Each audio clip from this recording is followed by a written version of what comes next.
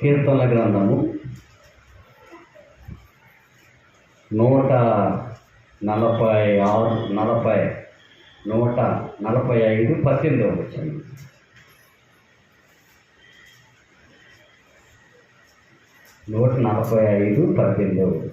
తెలియండి.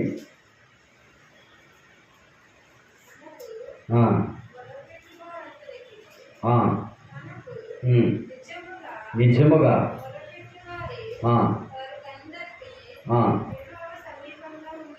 చాలు. 19 తన యందు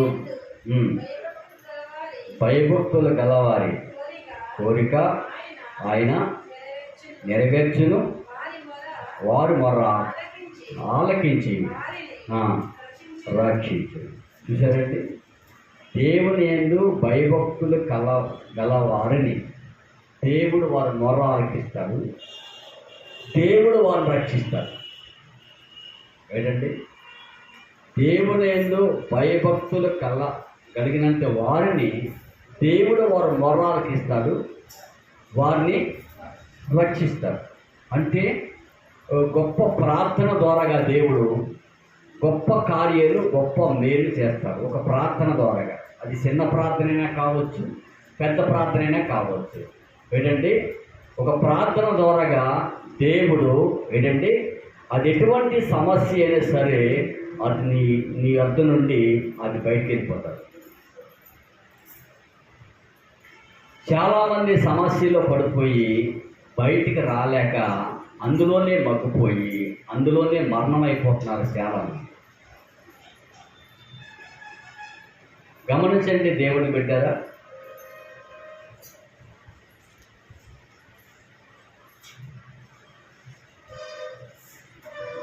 ఒకసారి దేవుని బిడ్డరా మొదటి దిన వృత్తాంతరాల గ్రంథము 4వ అధ్యాయము చూడండి, 10వ వచనం అండి.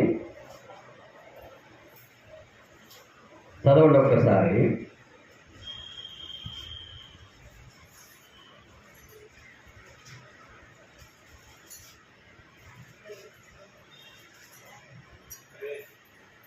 నాలుగవ అధ్యాయం మొదటి దిన వృత్తాంతరముల గ్రంథము 4వ అధ్యాయము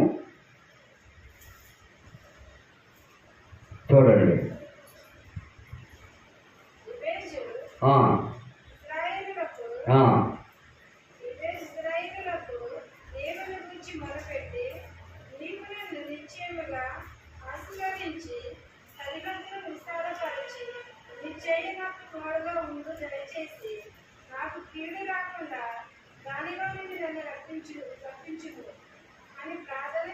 చూసారండి, ఈయన ఎబేజు, ఈయన పేరు.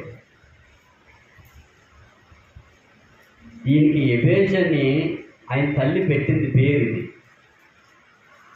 ఎందుకంటే ఆ పేరు ఎందుకు పెట్టిందంటే ఆ తల్లి అంట ఎబేజీని ప్రసవిస్తూ ఉన్నప్పుడు, లేకపోతే ఆ తల్లి ఆ కుమారుని కంటున్నప్పుడు చాలా వేదన పడి కన్నదంట కదండి. కొంతమంది తల్లులు పిల్లలను కనేటప్పుడు చాలా వేదన పడతారు, కొంతమంది అయితే చనిపోవడం కూడా జరుగుతుంది.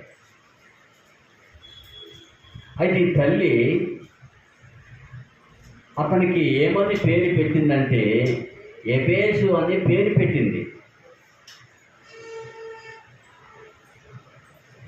ఎందుకు ఆ పేరు పెట్టిందంటే ఈ కుమారుణ్ణి నేను వేదన పడి కన్నాను గనుక ఇతనికి ఎబేష్ అని పేరు పెట్టింది. ఇతను చాలా ఘనము పొందినవాడైపోయాడు, తన సహోదరుల కంటే ఎక్కువగా. ఆ తల్లికి మరి ఎంతమంది కుమారులు ఇందులో కనపడలేదు, కానీ ఈయన గురించి రాయబడ్డది. ఇక్కడ ఉన్నారు కదండి, 9వ వచనంలో, పైన 9వ వచనంలో తన సహోదరుల కంటే ఘనము పొందినవాడై వేదన పడి కంటినని అతని తల్లి అతనికి ఎబేజ్ అని పేరు పెట్టింది. తల్లి పెట్టింది. ఆ కుమారుడిని కన్నప్పుడు ఆ తల్లి చాలా వేదన పడ్డదంట, చాలా ప్రసవేదన పడ్డదంట. అందుకే ఆ తల్లి ఏం పెట్టుకుందంటే ఇతనికి ఎబేజ్ అని పేరు పెట్టింది. ఈ ఎబేజ్ అనే వ్యక్తి తన సహోదరుల కంటే ఎక్కువ ఘనము పొందాడు. ఆయన ఏం పొందాడు కదండి? కొంతమంది అన్నదమ్ములు చూసారా మీరు? పెద్దోళ్ళు చిన్నోళ్ళు ఉంటారు. అందులో ఒక్కొక్కడు చాలా ప్రయోజకుడు అవుతాడు, చాలా ఘనత పొందినవాడు, చాలా అన్నింటిలో కూడా హుషారు, అన్నింటిలో తెలివిగా ఉంది, చాలా మంచి పేరు సంపాదించారు. అందరూ కాదు, అన్నదమ్ముళ్ళు ఎవరొకళ్ళు.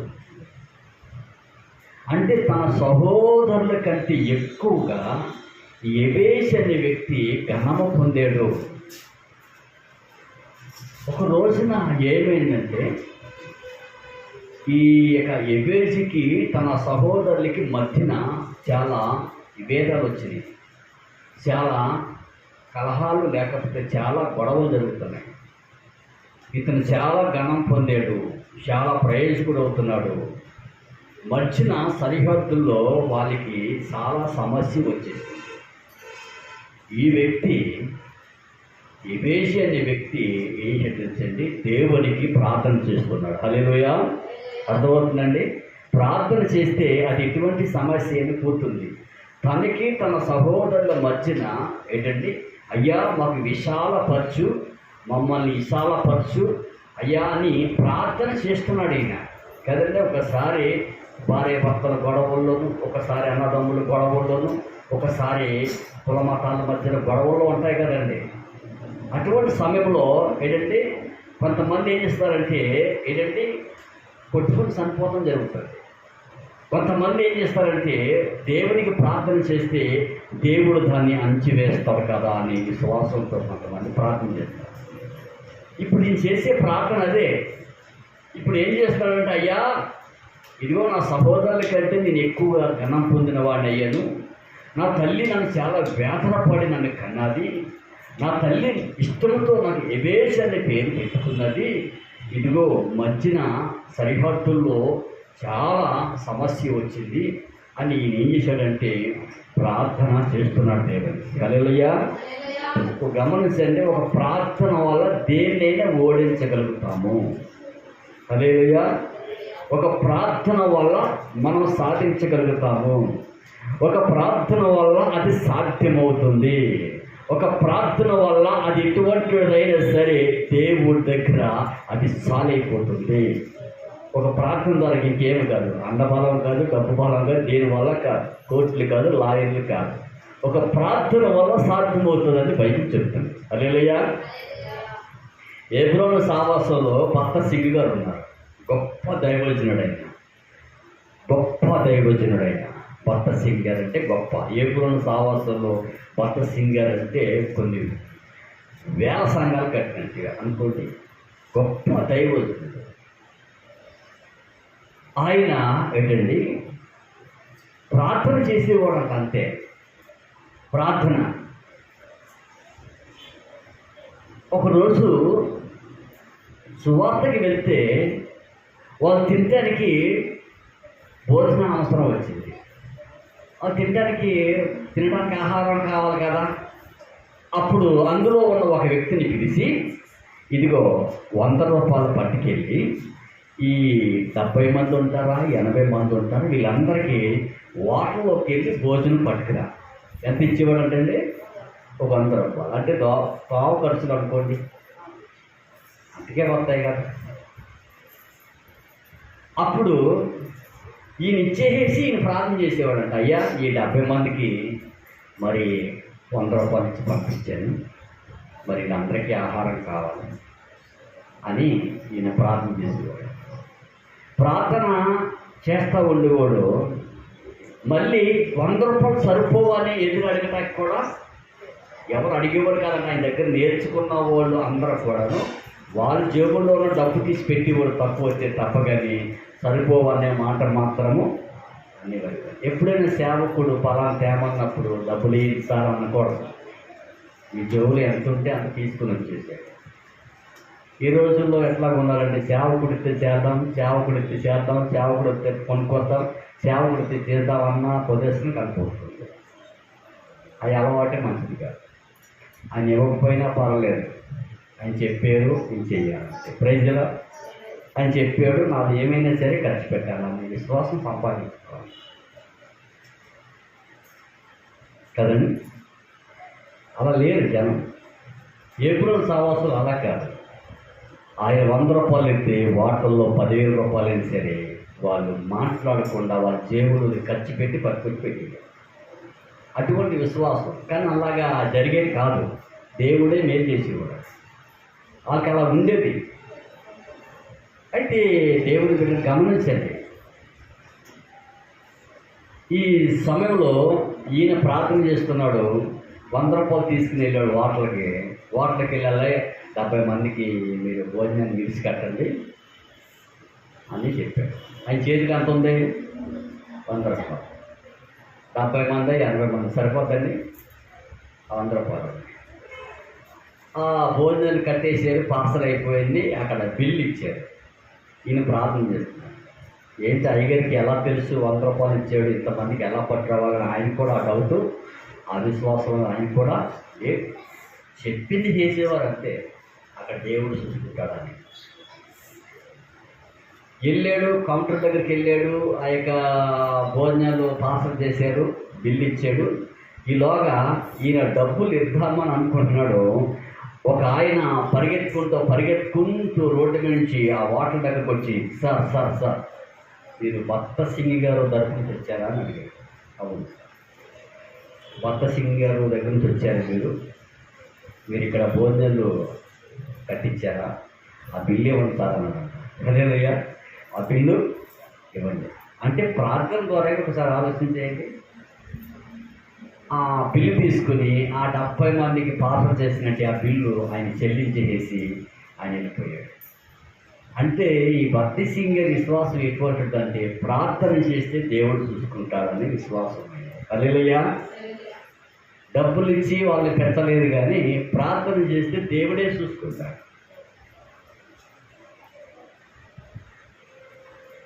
ఆయన పని ఆయన చూసుకుంటాడు. అటువంటి విశ్వాసం ఏంటండి, అది ఏమైనా కానీ ఆయన పని చేస్తున్నాను కాబట్టి, ఆయన కార్యక్రమం కాబట్టి, ఆయన బిడ్డలకు కాబట్టి ఆయనే చూసుకుంటాడు. మనకి ఎందుకు అన్నాయన. అందుకే భక్త సింగర్ అంత గొప్ప దైవజనుడు. మొత్తం ఆల్ ఇండియా, మొత్తం ప్రపంచమంతా కూడా ఆయన తిరిగింది లేదు. అన్ని స్థానాల్లో కూడా ఆయన పాదం ఉంది. Praise the lord. దేని ద్వారాగా? ఇది ఒక ప్రార్థన ద్వారాగా నిజం ఏంటండి. కనుక ఎబేసి అనే వ్యక్తి ఆ సరిహద్దుల్లో ఉన్నంటే సమస్య కోసము ఈయన ఏం చేస్తున్నాడంటే ఒకటి చేస్తున్నాడు. మోకరించాడు, ప్రార్థన చేస్తున్నాడు. అయ్యా ఈ సరిహద్దుల్లో ఉన్నదాన్ని విశాలపరచు. నువ్వే ఇక్కడ చూడండి. కొంతమంది సరిహద్దుల్లో భయంకరంగా ఆ ప్లాని గోడ కట్టుకున్నప్పుడు, దడులు కట్టుకుంటున్నప్పుడు సరిహద్దుల్లో గజం అటు వచ్చిన ఇటు వచ్చిన కొట్టుకునే వాళ్ళు చాలామంది చూశాను నా జీవితంలో. ఒక సరిహద్దులు కాడ ఒక గజం ఒక ఫీట్ లోనికి వస్తే చాలు వాళ్ళు వాళ్ళ మీద పడి కొట్టుకుని గాయం పడేట్టు వాళ్ళని చూశాను. ఎందుకు అట్లాగంటే ఒక ప్రార్థన జీవితం అనేది లేదు.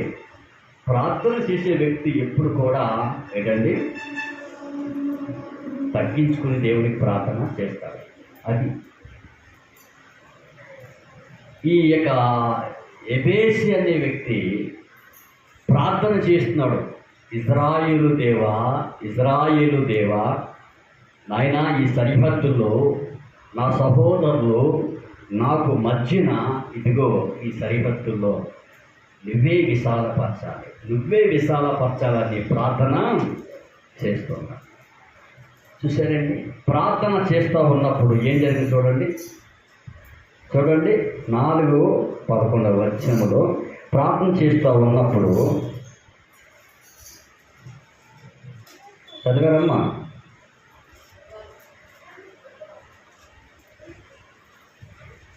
చదవండి 10వ వచనం. అమ్మా 10వ వచనం, 4వ అధ్యాయం 10వ వచనం.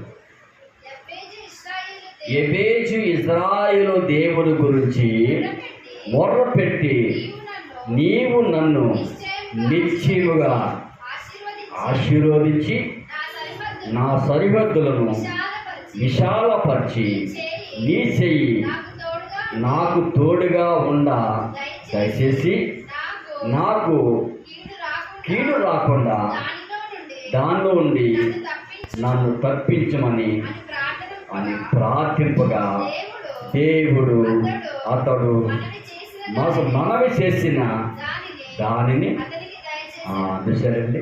ప్రార్థనకి దొరికిందా ప్రతిఫలం? ప్రార్థన ద్వారాగా మనం ఏదైనా దేవుని సహాయం పొందుకుంటామండి.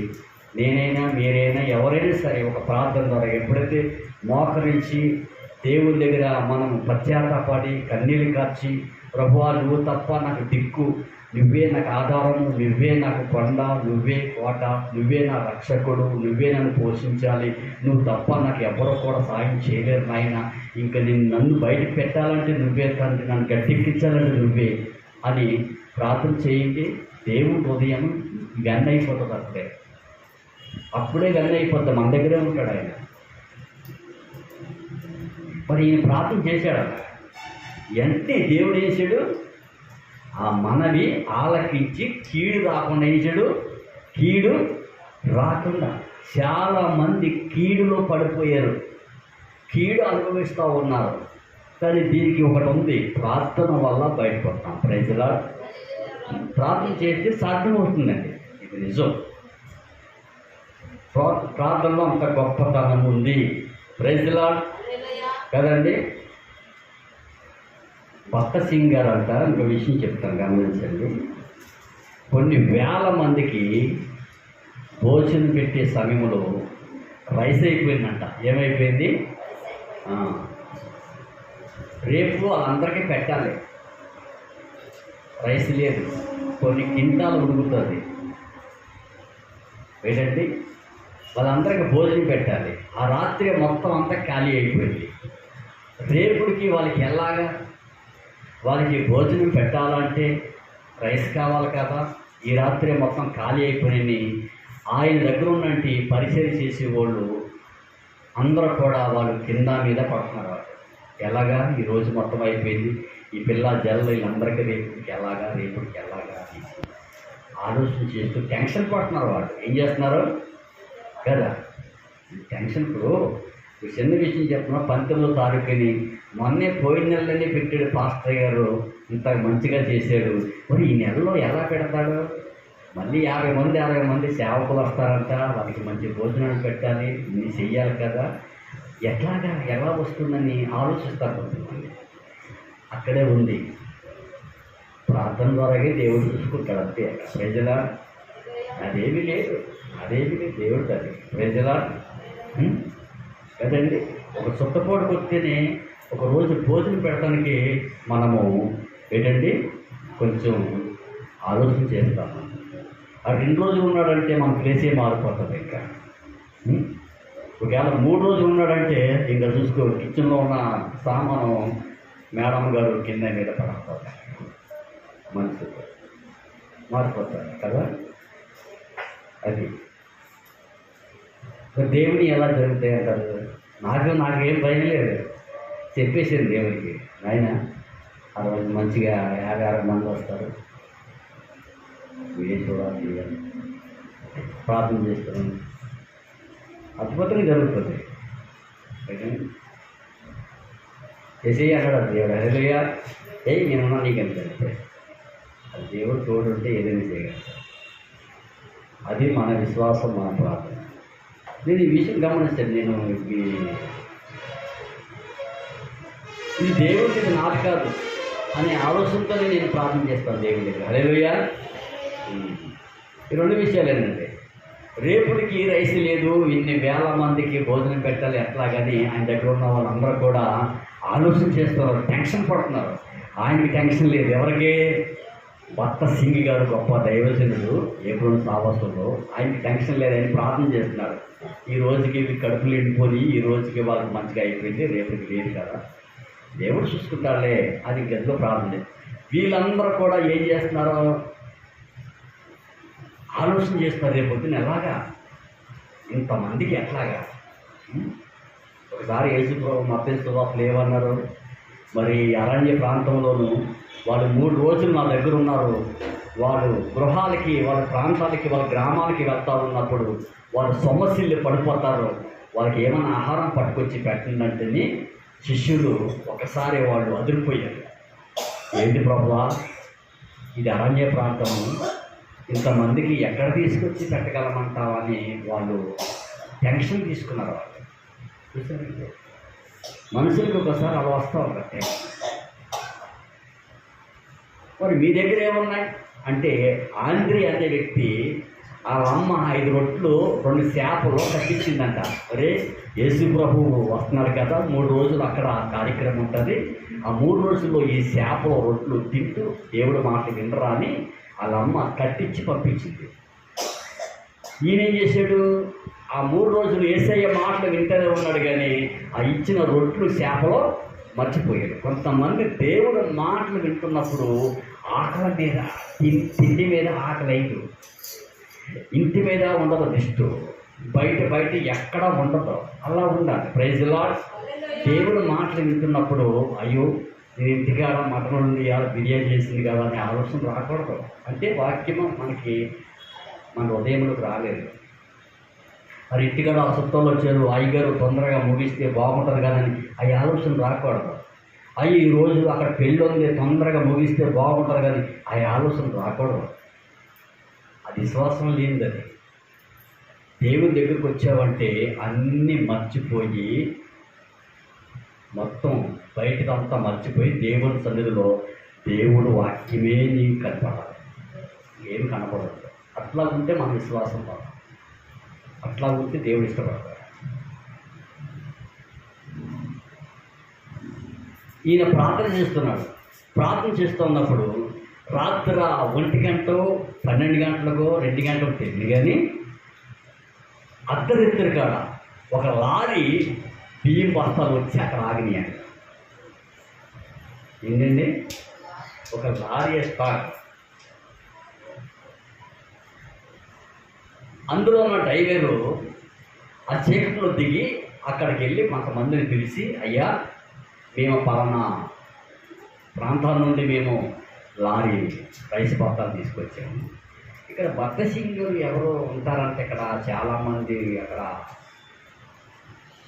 ఉన్నారంట, అక్కడికి మేము తీసుకొచ్చాము అంటే వాళ్ళకి ఎలా అనిపించింది చెప్పండి. దేవుడు కార్యాలు ఎలా ఉంటాయి? ప్రార్థన చేస్తున్నాడు. ఆయన ఏం చేస్తున్నాడండి? ప్రార్థన చేయాలి. ప్రార్థన చేయకపోతే మనం ఏం చేయలేము. ఏంటండి, వాళ్ళకి ఆశ్చర్యం అయిపోయింది. రేపటి కోసం మనం ఇంత అలాగే ఆలోచన చేస్తున్నాము, ఈ రాత్రి వచ్చేసింది. అంటే మీ అక్కర్లేంటో నాకు ముందే తెలుసు అన్నాడు యేసయ్య. మీ అక్కరేంటో నాకు తెలుసు అన్నాడు ఆయన. మన ఇంట్లో ఏముందో ఆయన తెలుసు కదండి. ఆనాడు తన దాసుడు చనిపోయినప్పుడు ఆ స్త్రీ దేవుని ఏలిషా దగ్గరకు వచ్చి మొర్ర పెట్టుకుంది, అయ్యా ఇదిగో నీ దాసుడు భయభక్తులు గలవాడే, ఆయన చనిపోయాడు, కొన్ని అప్పులు ఉన్నాయ్యా అని ఏలిషాకు చెప్తున్నప్పుడు ఏలిషా అన్నాడు, నీ ఇంట్లో ఏముందన్నాడు. నూనె కుండ ఉంది చాలు. నూనె అంటే అర్థం ఏంటి తెలుసండి, నీకు రోగం వచ్చినా, కాలు నొప్పి వచ్చినా, తలనొప్పి వచ్చినా నూనె అనగా ఏంటంటే పరిశుద్ధాత్మ. ఆ నూనె అనగా పరిశుద్ధాత్మ. అది ఉంది ఆ దగ్గర. ఆ ప్రార్థన జీవితం ఉందో ఆ దగ్గర. ఏంటండి ఒక నూనె బాటిల్ కొనుక్కోలేము మనం దేవుంది.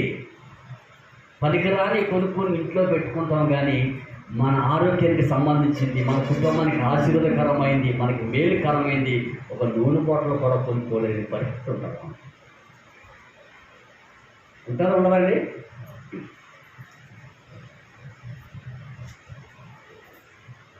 కొంతమంది నా దగ్గరికి వస్తారు, అయ్యగారు మీ ఇంట్లో ఉన్న నూనె అదే ఇచ్చే తాగేస్తారు, అయ్యగారు నూనె ఇచ్చే తాగేస్తా.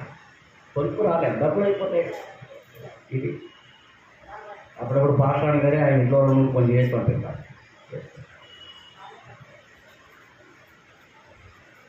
ఒకడైతే ఇక్కడ ఆరులో ఉంటాడు, డబ్బలు తాగేస్తాడు నీరు నూనె, చర్చికి రాడు. వస్తాడు, గుండె వచ్చినప్పుడు వస్తాడు, బాటిల్ తీసుకొని ప్రార్థన చేయమంటాడు. ఆ ప్రార్థన చేసిన బాటిల్ పోయి డబ్బా తాగేస్తాడు. మళ్ళీ వస్తాడు, మళ్ళీ ప్రార్థన చేయమంటాడు, డబ్బా తాగాడు. అదే విశ్వాసం ఏంటది? అది కాదు. అవసరం కోల్ది డబ్బాలు తాగడం కాదు, అవసరం కోల్ది నూనె డబ్బాలు తెచ్చుకుని ప్రార్థన చేయించుకోవడం కాదు. దేవునికి మనం కట్టుబడ్డామా లేదా? ప్రజలా ఏంటండి చూస్తున్నాం ఆ సమాజం. 2 విషయాలు వినండి. అద్భుతం, గొప్ప అద్భుతం కదండి, గొప్ప అద్భుతం. చెన్నై నుండి రాజప్రకాశ్ గొప్ప దైవజనుడు. ఆగస్టు 15 నుంచి 3 రోజులు ఇక్కడ మీటింగ్ పెడతానని ఆయన చెప్పినప్పుడు క్లైమేట్ బాగోలేదు. ఏం చేయాలి? అప్పటికప్పుడు అంతా కూడా రెడీ చేయడానికి ఒక రోజుకి 56 లక్షలు. ఆ వచ్చిన పబ్లిక్కి ఇబ్బంది కాకుండా, వాళ్ళ మీద వర్షం పడుకోకుండా, వాళ్ళకి దేవుడు వాక్యాన్ని పట్టుకుని వచ్చాడు ఆయన. లక్షల కంటే కోట్ల కంటే విలువైనది వాళ్ళ జీవితం. ఆ మీటింగ్ క్యాన్సిల్ అవ్వకూడదు, క్లైమేట్ బాగోలేదు, ఎంతైనా పర్లేదు. ఒక్క రోజుకి, ఇందాక మా బాబు చెప్తున్నాడు, ఒక్క రోజుకి 50-60 లక్షలు ఒక్క రోజుకి. దైవజనుడికి ఎప్పుడు చెప్తుంది అని అంటాడు. దేవుడు చూసుకుంటాడులే. ఒక రోజుకి 60 లక్షలు అంటే 3 రోజులకి ఎంత అవుతుంది? 1,80,000 అంతేనండి కదా. దేవుని బిడ్డరా అంటే 1,80,00,000 కదండి, 1,80,00,000 అంటే ఎవరి కోసం అది ఖర్చు? కోట్ల కంటే లక్షల కంటే విలువైనది. వీళ్ళ ఆత్మ వాళ్ళు నశించిపోయి నరకానికి వెళ్ళకూడదు. ఎక్కడికి వెళ్ళకూడదు ఏంటండి? మనము కనీసము దేవుని మందిరానికి వస్తే ఏంటండి, ఆ 10 రూపాయలు పోతే ఆ చిరిగిపోయిన కాయకు, లేకపోతే 5 రూపాయల బిల్ల తీసుకుని వస్తాం. మన జీవితం ఎక్కడ విశ్వాసం పెరుగుతుందండి? మనం ఎక్కడ దేవుళ్ళు ఆత్మీయంగా పెరగలుగుతామండి? దేవుళ్ళు ఎక్కడ భక్తిగా మనం పెరగలుగుతామండి? ఇచ్చే దాంట్లోనే ఉంటుంది మనకు గొప్ప బ్లెస్సింగ్. తెలిసింది మీకు? ఎలా ఇస్తున్నాడో అలా కూడా విశ్వాసం పెరుగుతుంది. గమనించండి. కొంచెం కిందే కొంచెమే రొట్టెలు అవుతుంది, ఎక్కువ ఉంటే అనేకమైన రొట్టెలు అవుతాయి. ప్రజలా పెట్టండి, పిండిని బట్టి రొట్టె అవుతుంది, విశ్వాసాన్ని బట్టి విశ్వాసం పెద్దగా అవుతుంది. కనుక దేవుని బిడ్డరా గమనించండి, గొప్ప అద్భుతం కాదండి. మరి ఈ మధ్యాహ్న కాల సమయంలో ఆయన ప్రార్థన దేవుడు ఆలకించాడు. హల్లెలూయా. ఏంటండి, కీడు రాకుండా దాంట్లో ఉండి ఆయన్ని బయటికి విడిపించాడు. కీడు రాకుండా కదండి, కీడు రాకుండా. రెండవ విషయాన్ని జ్ఞాపకం చేసుకోండి. ఆదికాండము 24వ అధ్యాయము 10-11 వచనంలో అబ్రహాము గురించి రాయబడ్డాడు. ఒకసారి చదువుతారు ఒకసారి. అమ్మ చూడండి, 9వ వచనం చదవమ్మ. ఆదికాండం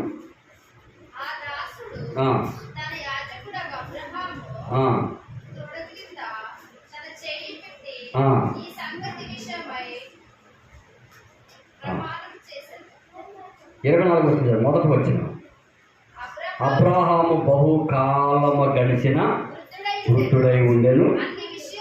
అన్ని విషయములు యెహోవా అబ్రాహాముని ఆశీర్వదించెను. అబ్రాహాము తనకు కలిగిన సమస్తము ఏలుచుండిన తన ఇంటి పెద్ద దాసునితో నీ చెయ్యి. ఇక్కడ ఏం జరిగింది? అబ్రాహాం ఉన్నాడు కదండి. అబ్రాహాము ఏంటండి, ఇటువంటి వాడు. వాళ్ళ నాన్నగారు తెరహ, విగ్రహారాధ కుటుంబము ఏంటండి. అటువంటి సమయంలో అబ్రాహాము దేవుడు పిలిస్తే అబ్రాహాం బయటకు వచ్చేసాడు. తన భార్యను తీసుకుని అబ్రాహాము దేవుడు చెప్పిన మాట విన్నాడు. దేవుని మాట విని ముందుకు అడిగేశాడు. ఒకరోజు అబ్రాహాముని దేవుడు అన్ని విషయాల్లో ఆశీర్వదించాడు అబ్రాహాము. ఎందుకంటే అబ్రాహాము నమ్మాడు. అబ్రాహాము నమ్మకం నీతిగా ఎంచబడ్డది. అబ్రాహాము దేవుడు మాటకి విధేయత చూపించాడు. అబ్రాహాముని దేవుడు ఎక్కడికి వెళ్ళమంటే అక్కడికి వెళ్ళాడు. నువ్వు అడవిలో ఉండంటే అడవిలో ఉన్నాడు, డేరా వేసుకోమన్నాడు. ఇట్లా నడిచారు అబ్రాహాం. అలా ఉన్నందుకు అబ్రాహాముని అన్ని విషయాల్లో దేవుడు ఆశీర్వదించాడు అబ్రాహాం. హల్లెలూయా. అన్ని విషయాల్లో ఏంటంటే ఒకటి లేక కాదు, అన్నీ ఏంటండి, ఆరోగ్యంగా కావండి, సంపాదన కావండి, పిల్లల విషయంలో కానీ అన్ని విషయాల్లో కూడా అన్ని విషయాల్లో ఏంటంటే ఆశీర్వదించాడు దేవుడు. అబ్రాహాం ఒకరోజు తన కుమారుడని ఇస్సాకు వివాహం చేయాలనుకున్నాడు. వివాహం చేయాలనుకున్నప్పుడు అబ్రాహాము కొడుకు కోసము, అంటే ఇస్సాకు కోసము ప్రార్థన చేస్తున్నాడు. ఏం చేస్తున్నాడండి? ఏమా ఆ పిల్ల ఎలా ఉంటుందో, తన ఇంటికి వచ్చే తన కుమారుడికి భార్య ఎలా ఉంటుందో నీకు తెలీదు. కుమారుడికి వివాహం చేయాలనుకున్నాడు ఆయన. మనం ఏం చేస్తాం? ముందే మన కుటుంబం వెళ్తాం, ముందే నలుగురు పెద్దలు వెళ్తాం, ముందే ఆ పిల్లల్ని చూసుకుంటాం, మాట్లాడుకుంటాం, వస్తాం మనం. కానీ అబ్రహాంగా ఏమి లేదు, ఒకటి ప్రార్థన చేస్తాడంటే ఏం చేస్తాడండి?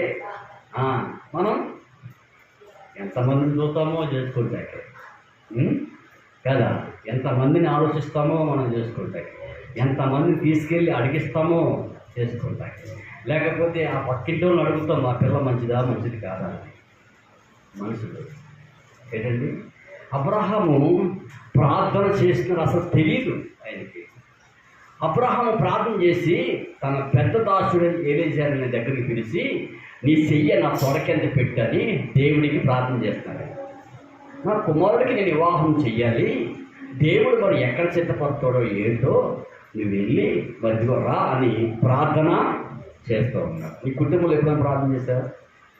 నీ కోసం కానీ, నీ భార్య కోసం కానీ, నీ పిల్లల కోసం కానీ, నీ కుటుంబం కోసం కానీ ఎక్కువ ప్రార్థన చేశాను. మనం చేయకుండానే ఆలోచన చేస్తాం, అందుకే ఫెయిల్ అయిపోతాయి ఎక్కువ. కానీ అబ్రహాం అట్లా కాదు, ప్రార్థన చేశాడు. అయ్యా, నా కుమారుడికి వివాహం చేయాలనుకుంటున్నాను, ఒకసారి నా దగ్గర రా, నీ చెయ్యి నా తొడకెళ్ళి పెట్టని ప్రార్థన చేస్తున్నాడు. ఆ దాసుడు అప్పుడు ఏంటంటే కొన్ని ఒంట్లు తీసుకొని, కొంతమందిని తీసుకొని వెళ్ళాడు. ఈయన ప్రార్థన తీసుకుని వెళ్ళాడు అంతే. వెళ్ళిపోయాడు. ఈయన ప్రార్థన తీసుకున్నాడు, వెళ్ళిపోయి ఆ ఊరిలోకి వెళ్ళి ఆ ఊరిలో మోకరించి ప్రార్థన చేస్తున్నాడు. ఒక బావి దగ్గర ప్రార్థన చేస్తున్నాడు. ఈయన చేసిన ప్రార్థన ఆయన చేస్తున్నాడు. ఏమో ఆయన ప్రార్థన చేసి పంపించాడు, ఇప్పుడు కూడా నేను ప్రార్థన చేస్తేనే దేవుడు బయటపడతాడు అనేసి ఈయన అక్కడ ప్రార్థన చేస్తున్నాడు. ఒంటులు కూడా మోకరించినాయి అని బైబిల్లో ఉంది. ఈయన ప్రార్థన చేస్తూ ఉంటే ఒంటులు కూడా మోకరించినాయి. అక్కడ ప్రార్థన చేస్తూ ఉంటే, అయ్యా, నా యజమానుడు ప్రార్థన చేసి పంపించాడు, ఆయన కుమారుడికి మరి పెళ్లి కుమార్తె కావాలి నాయన, ఆయన ప్రార్థన చేసే పంపించాడు, మరి ఈ ప్రాంతము ఈ ఊరు ఏంటో మాకేమీ తెలీదు నాయన అని మోకరించి ప్రార్థన చేస్తున్నాడు. ప్రార్థన చేస్తూ ఉంటే ఆ ఊర్లో ఉన్న కొంతమంది పిల్లలు ఆ బావి దగ్గరికి వచ్చారు, నీళ్లు చేరుకోవడానికి వచ్చారు. అక్కడ ఎవరు వచ్చారు తెలుసా? రెబెకా వచ్చింది. రెబెకా అంటే చక్కనిది ఏంటండి, ఒక ప్రార్థన ద్వారా జరిగే కార్యాలు ఇవి, మీరు గమనించండి. ఒక ప్రార్థన ద్వారా జరిగే కార్యాలు. ఈ ఆమె రెబెకా వచ్చి అక్కడ ఉన్నప్పుడు ఈయన ప్రార్థన చేసి సాధించి లేచిన తర్వాత అప్పుడు ఈయన అడిగాడు, అమ్మా నీవిస్తావా అని అడిగాడు. చూడండి, నీవిష్టమేంటి? నీళ్ళు వాళ్ళకి ఇచ్చింది. ఆ యొక్క మోకరించిన ఒంట్లు కూడా నీళ్లు పోసిందంట. ఏం చేసిందండి? ఇక్కడ ఉంది, అక్కడ ఏంటండి, నీళ్లు వచ్చినట్టు వారికే కాదు, ఆ ఒంట్లు కూడా నీళ్లు పోసింది. ఒంట్లు అంటే సుమారుగా ఎంత అవుతాయండి? మన మేకలు తాగినట్టు, గొర్రెలు తాగినట్టు అవి తక్కువేం తాగవాలి కదా. మన బరి తాగినట్టు కూడా తాగదు, చాలా ఎక్కువగా ఉంటుంది. ఒక్కొక్క ఒంటికి వేయాలంటే చాలా బలం ఉంటారు కదా, చాలా శక్తి ఉంటారు కదా. మళ్ళీ ఆడపిల్ల, దేవుడి బిడ్డ, రెండు విషయాలేనండి. మరి ఆ సమయంలో ఆమె నీళ్లు వాళ్ళకి పోసింది కాకుండా వాళ్ళు ఒంటులకు కూడా నీళ్లు పోసింది కదండి. చూశారండి, మనమైతే నీకు నీళ్ళు ఇచ్చింది కాకుండా మళ్ళీ ఆడుకోండి నీళ్ళు ఏమంటావు అంటాం. నీకేదో పట్టుడు అన్నం పెట్టింది కాకుండా పక్కోడ పెట్టమంటావు అన్నంకు అని మాట్లాడే మనుషులు ఉన్నారు. కానీ మళ్ళా కదా ఆడికి పోసింది ఆ ఒంట్లు కూడా నీళ్ళు. అంటే ఎంత ఓపుగా, అసలు బావులోకి దిగి ఆ బావులో ఉండి పైకి నీళ్ళు చేరుకుని రావాలంటే ఎంత బలం కావాలండి, ఎంత ఓపు కావాలి ఏంటండి. ఒక్కొక్క ఒంటికి ఎన్నో కొన్ని ఏంటండి, కొన్ని లీటర్లు నీళ్లు తాగుతాయి కదండి. మరి అటువంటి నీళ్ళు పోసింది. అప్పుడు అబ్రాహాము చేసిన ప్రార్థన అక్కడ కార్యము జరుగుతుంది. ప్రజల ఇది ప్రార్థన ద్వారా. మీరు ఎప్పుడైనా సరే అండి, కుటుంబ విషయంలో బయటికి వెళ్ళేటప్పుడు కానీ ఎక్కడైనా సరే ప్రతి విషయంలో ముందు మోకరించి ప్రార్థన చేయండి. మీరు ప్రార్థన చేశాక మీరు ప్రారంభించండి. దేవుడు ఖచ్చితంగా ఆయన చూసుకుంటాడు అంతే, మీ తప్పేమీ లేదు. ఆయనకు చెప్పేశారు కాబట్టి ఆయన చూసుకుంటాడు అంతే. అది ఈ ప్రార్థన ద్వారాగా ఏమైందంటే, ఆమె అమ్మ నీవు ఎవరు పెట్టేవారిని అడిగాడే, వెళ్ళిన దాసుడు చెప్పిందా, అబ్బా నా అబ్రాహాము దేవుడు, నా యజమానుడైన ఇస్సాకు దేవుడు మా ప్రార్థన ఆలకించాడు. హల్లెలూయా. కార్యము సఫలమైంది అక్కడ. హల్లెలూయా కదండి. అప్పుడు వాళ్ళు ఒంటుతో వాళ్ళు వెళ్ళినట్టు వాళ్ళు అక్కడికి ఇంటికి వెళ్ళారు. అక్కడ దేవుడు సిద్ధపరచినట్టు ఆ రెపక ఉంది. Praise the lord. ఆ రెపక నీళ్లు పోసింది. ఆ రెపక ఆమె అబ్రాహాము యజమానుడైనట్టు అబ్రాహాము కుమారుడికి అక్కడ దేవుడు జతపరిచాడు. దీని ద్వారా ఏంటంటే ఒక ప్రార్థన ద్వారాగా గొప్ప అద్భుతం. Praise the lord. ఈ రోజు నుంచి మీరు ప్రార్థన చేయండి తప్పకుండా ఏంటండి, ప్రార్థన చేయండి. మనిషి అన్న తర్వాత ఎన్నో లోపాలు ఉంటాయి, అవన్నీ కూడా పక్కన పెట్టి దేవుడు ప్రార్థన చేయండి. తప్పకుండా ఆలకిస్తాడు. యవనస్తులే కాదు, వృద్ధులే కాదు, ఎవరైనా సరే, చిన్నపిల్లలైనా సరే దేవుడు ఖచ్చితంగా ఆలకిస్తాడు. మోకరించి అడగండి, దేవుడికి అసాధ్యం అనేది. Praise the lord. ఇందుకు చివరి మాట సామెయలు గ్రంథంలో 1:10 అన్న ఉంది. ఏంటండి అన్న?